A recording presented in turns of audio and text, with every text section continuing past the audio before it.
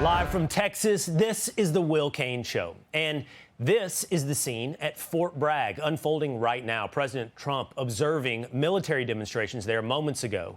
Before he speaks to service members and their families, this is all to celebrate the 250th anniversary of the United States Army later this week. That speech expected within the hour, and we're monitoring that. We'll take you there when it happens. This takes place against a backdrop of President Trump taking a stand against anti-ICE protesters, deploying 700 Marines to protect federal law enforcement in Los Angeles. And Fox is learning that ICE made about 300 arrests of illegal immigrants in the L.A. area since Friday, underscoring the work that Defense Secretary Pete Hegseth says ICE should be able to do safely. In Los Angeles, we believe that ICE, which is a federal law enforcement agency, has the right to safely conduct operations in any state and any jurisdiction in the country, especially after 21 million illegals have crossed our border under the previous administration. ICE agents should be allowed to be safe in doing their operations, and we have deployed National Guard and the Marines to protect them in the execution of their duties, because we ought to be able to enforce immigration law in this country. From the moment cars started burning on the streets of Los Angeles, California Governor Gavin Newsom began posting on X. His over-under at this point is somewhere around 200 posts. One of those posts read as follows: U.S. Marines have served honorably across multiple wars in defense of democracy. They are heroes. They shouldn't be deployed on American soil facing their own countrymen to fulfill the deranged fantasy of a dictatorial president. This is un-American. There's an entire discussion that we should and will have around the fantasies of dictatorship. But let's focus for a moment on what is un-American, because California's governor has racked up an impressive list of actions that you or I might describe as un-American, like lying to your constituents as you eat at a fancy restaurant in the middle of a pandemic where you've shut down the entire economy, or prioritizing illegal immigrants in a state with free health care. How about only cleaning up San Francisco when Chinese President Xi Jinping is coming to town, or allowing men to win state championships in women's sports? And if it all seems too much, calling the rest of America un-America, Gavin Newsom had this to say about the necessity of the National Guard when it came to border enforcement just 1 year ago. Meeting with customs agents as well as Border Patrol, talking about our partnerships, 390 National Guardsmen and women that have been working, particularly as it relates to fentanyl. The Republican Party has been consistently standing in the way of providing the resources, the support for the men and women working hard, not only here at the border, but out throughout the state of California and this country to address the issues related to the border. It's time for them to stop playing politics. A talented political grandstander, yes, that wants to push forward a vision of an authoritarian Donald Trump, but also pave his own way to the presidency. Today, I think we can firmly say that path is dead. There will be no presidency for Gavin Newsom. But it didn't take long for people to take advantage of the chaos in L.A. streets. Looters raiding an Apple store, because you have to have free iPhones to support illegal immigrants. 14 arrests were made for looting just last night. That seems pretty un-American, but Newsom's words aren't swaying President Trump, who said troops will stay in place until the rioters are put in their place. When there's no danger, they'll leave. You would have had a horrible situation had I not sent them in. Horrible. You'd be reporting on a lot of death and a lot of destruction that's not going to take place. I think if you look, every night it got less and less. They were met with very strong force, the bad people, the bad, sick people that do what they do. But these are paid people in many cases, not in all cases, but in many cases. And they really are, they're agitators. Don't believe your lying eyes. What danger is asked by Democrats? Even those who were out of step with what we are advocating, peaceful protest, did not create any violence. Nobody was shot. Nobody was killed. Get it in your head. There was no violence. I was on the street. I know. Trust Maxine Waters. Take her word for it. Again, don't believe your lying eyes when images like these are there for you to see. The LAPD's word that 2 of its officers also should not be taken. Those officers, the LAPD says, were injured. And then there was this from another California congresswoman, which might offend any sports fans. Local law enforcement has said they can handle the protests. It's no different than when a team wins a national championship and people get overexcited and they overturn vehicles and light them on fire. See, Eagles fans, you're just like rioters in Los Angeles. Just a fun fact, by the way, Congresswoman Sanchez will be Coach Sanchez for the Democrats at tomorrow's congressional baseball game. Should the Democrats win, we hope they don't overturn or light any cars on fire. Now, if Democrats are doing all this to appease illegal immigrants, it doesn't seem to be working. Voters, foreign-born voters, have gone tremendously to the right on this issue. And you go back to 2020, Democrats, get this, held a 32-point lead on this issue. Immigrant voters were in the Democratic camp. Jump forward to 2024, 2025. Look at that shift, a 40-point shift to the right among immigrant voters. Republicans now lead on this issue. The group of voters who became more hawkish on immigration were, in fact, immigrants themselves.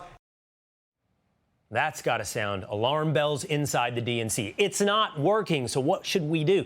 Maybe ratchet up the rhetoric. And that's where you have Los Angeles Mayor Karen Bass. She's got a new narrative. I think we're an experiment. Because if you can do this to the nation's second largest city, maybe the administration is hoping that this will be a signal to everybody everywhere to fear them.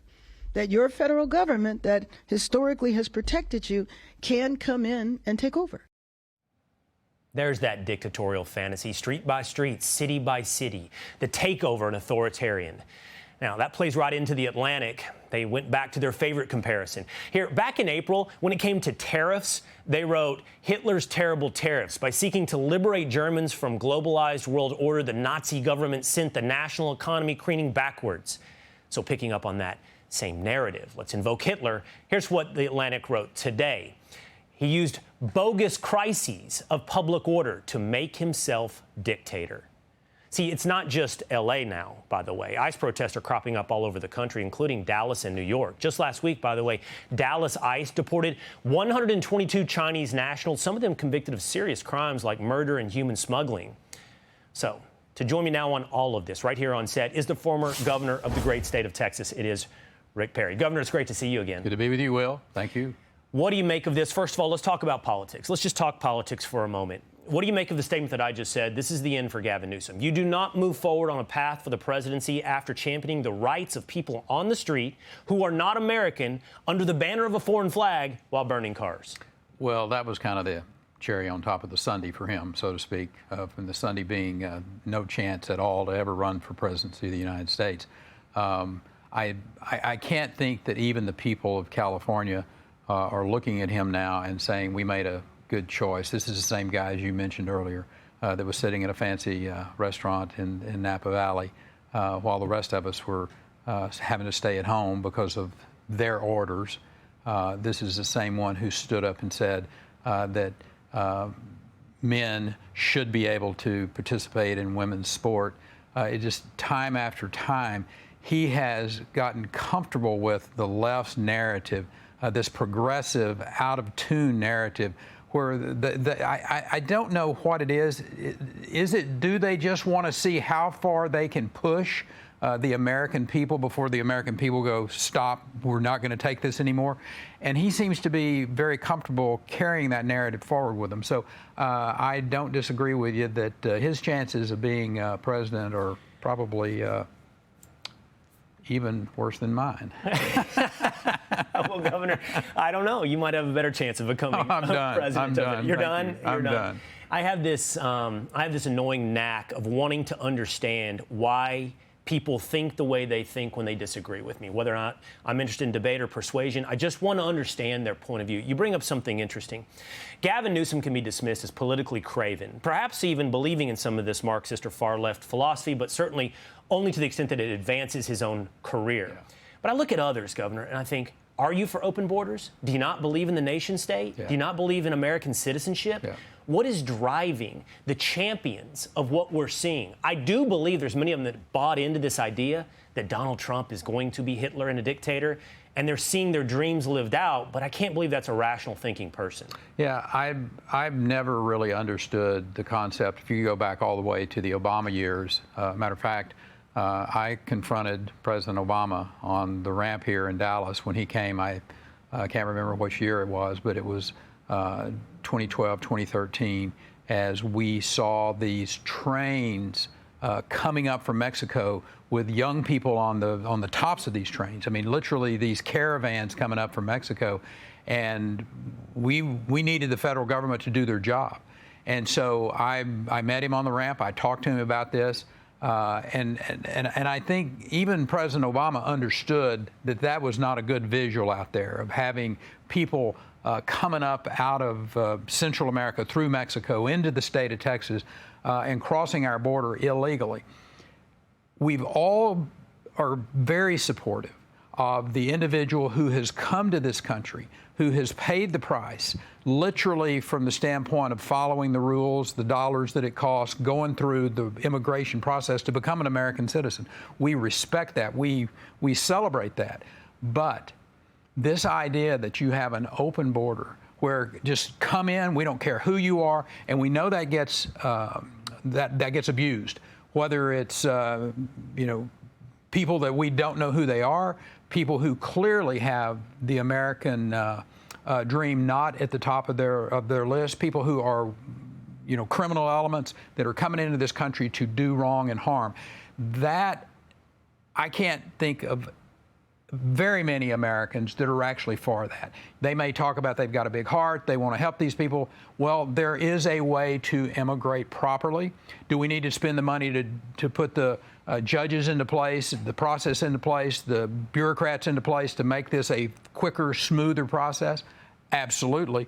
But the idea of what we saw over the last 4 years with the Biden administration is just nuts. And we are seeing it's incredibly unpopular with the people you just described, the legal immigrants that did it the right way. What we're seeing on the streets of LA and what we saw for 5 years under Joe Biden is incredibly unpopular with those legal immigrants. Hey, Sean Hannity here. Hey, click here to subscribe to Fox News YouTube page and catch our hottest interviews and most compelling analysis. You will not get it anywhere else.